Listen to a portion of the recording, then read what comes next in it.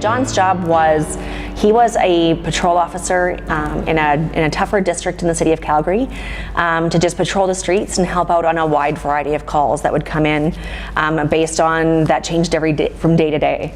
So it could be things from 911 hang-up calls to domestics to sexual assaults to whatever. John got the chance to deal with all of those calls on his job. So John was working a typical policing shift. On average, they're about 12 hours long. So it was right towards the end of his night shift. He was about 15 minutes away from being relieved from the next crew when an alarm call came in. But it was more than an alarm call, it was a break and enter call. So in the dispatch center, we dispatched those with the highest priority. John went out to the call with the rest of his crew. They set up containment, and then Constable Leggett, who was the canine officer, arrived to help clear the building. So John and Constable Leggett make entrance into this warehouse.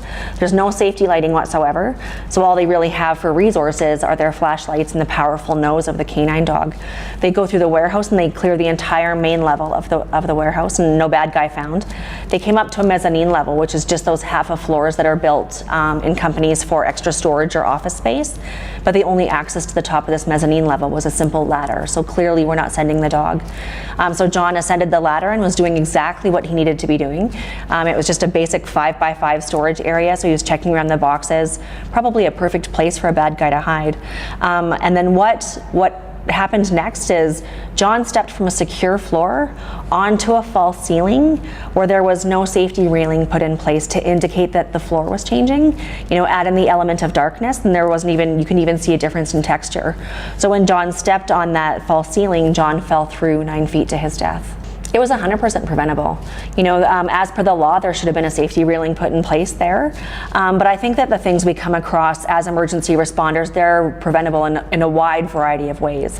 It could be those shoes or backpacks or briefcases left at the front door that become a tripping hazard for emergency responders when they're rushing into our homes. It could be, you know, storage supplies or exits that are blocked or locked on work sites, job sites that you can't even get into the front gate because we can't get in there. In every environment that we operate in, whether it be on the roadway with traffic safety, not driving so aggressively, not driving in these gridlock patterns that we drive in, because when we're driving aggressively like that, even we're forcing our emergency responders to drive into oncoming traffic in order to get to the locations that they're going to try and save a life. So in so many different areas, there's a lot of things that the community can do to prevent any kind of injury to emergency responders. What we noticed last year, what was reported last year, is that Alberta alone almost doubled the serious injury and fatality rate for the year before. So if everyone's talking about safety, and everyone's doing these safety meetings and all that kind of stuff, something's missing. I got to know John. I actually married one of the board members, and my husband is was one of John's recruit classmates. So I got involved in the fund, volunteered, just got to know Marianne and everybody that was involved in the fund. And Marianne used to do what I'm doing now. She would do the public speaking side. But anybody can recognize that getting up and speaking in front of an audience about your husband's tragic loss over and over and over again kept her locked in that grief and loss process. And I'm very passionate about public speaking. I love doing what I do. So they asked me to take over that part.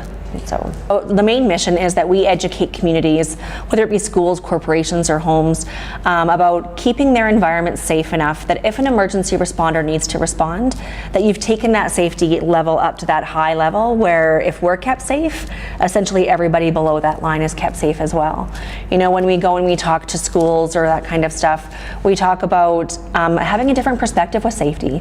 It's such a buzzword right now in the community that as soon as you mention safety, a lot of people, they glaze over or they think they've heard it all already. But even when we look at Alberta last year, we almost doubled our serious injury and fatality rate. So the piece that's missing is that people aren't buying in to that safety message. They're not applying it to them. So what I get to do by being, you know, a message for John's story is I get to bring that different perspective and I get to tie that human piece back into safety. They can take care of my safety. I don't need to really worry about it. But it's those workers who are the ones that are getting injured. And really, whose families are going to impact the most if you're seriously... I get goosebumps about the impact that we can have.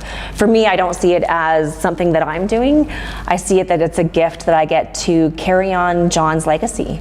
He really wanted to make an impact in this community and his life was cut short at 5 years or 4 years on the job. You know, it's so comprehensive, the message that that I get to tell, and especially when it's tailored. But the majority, the biggest one, is really just to challenge people's perspective on safety. You know, to be able to, instead of passing it up to, you know, not having proper PPE training or job site training or whatever, to encourage everybody that's listening to this message to invest personally into safety.